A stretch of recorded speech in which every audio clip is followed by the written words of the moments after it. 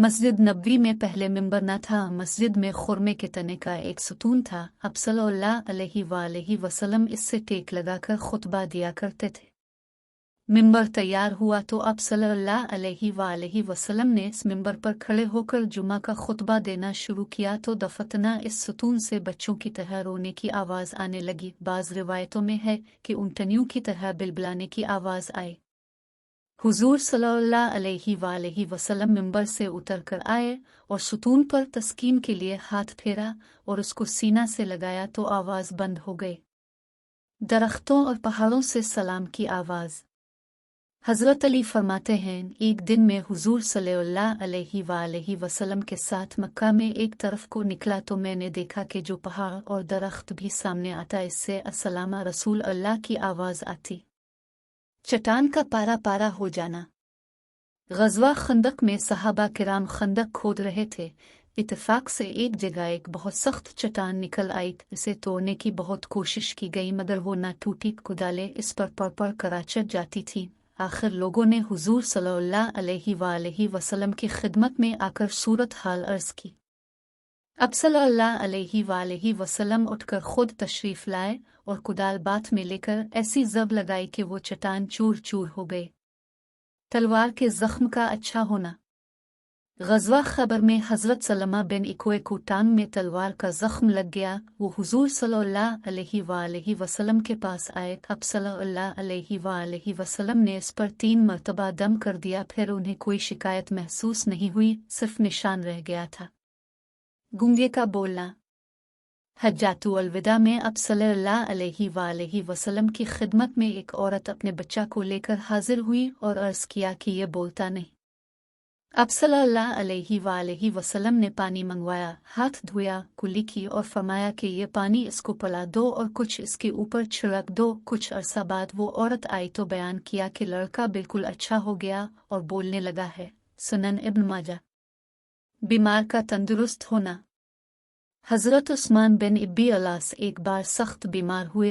हुजूर सल्लल्लाहु अलैहि वसल्लम उनकी इयादत को तशरीफ़ ले गए तो फरमाया ये दुआ 7 मरतबा पढ़ो और हाथ बदन पर फेरो।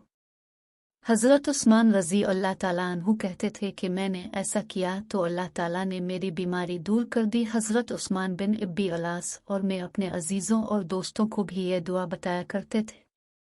हज़रत साद बिन वकास की शिफायाबी।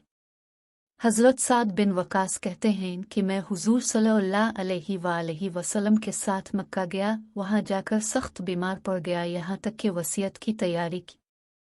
अब सल्लल्लाहु अलैहि वसल्लम इयादत को तशरीफ़ लाए तो अर्ज़ किया, रसूल अल्लाह, मैं इस सरमैन में मरता हूँ जिससे हिजरत की थी। अब सल्लल्लाहु अलैहि वसल्लम ने फरमाया, नहीं इंशाअल्लाह।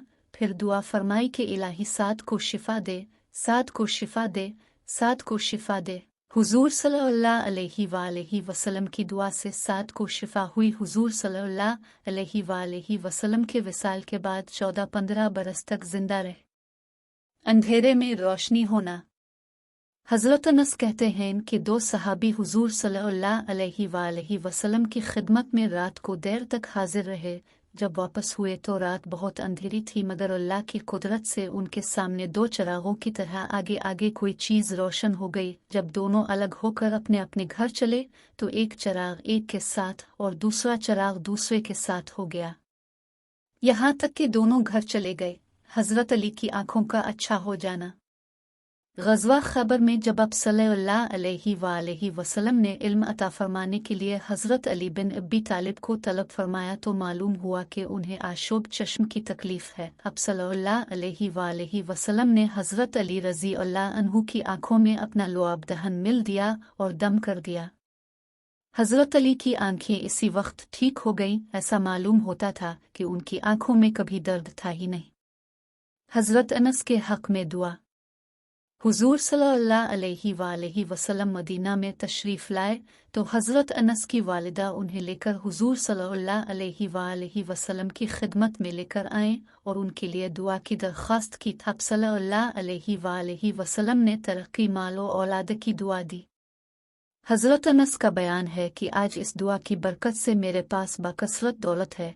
میرے لڑکے اور پوتوں کی تعداد 100 کے قریب پہنچ چکی ہے۔ اس دعا کا یہ اثر بھی تھا کہ حضرت انس بن مالک کا باغ سال میں 2 بار پھل دیتا تھا۔ اس باغ میں ایک پھول کا درخت تھا جس سے مشک کی بو آتی تھی۔ اونٹ کی فریاد۔ ایک دن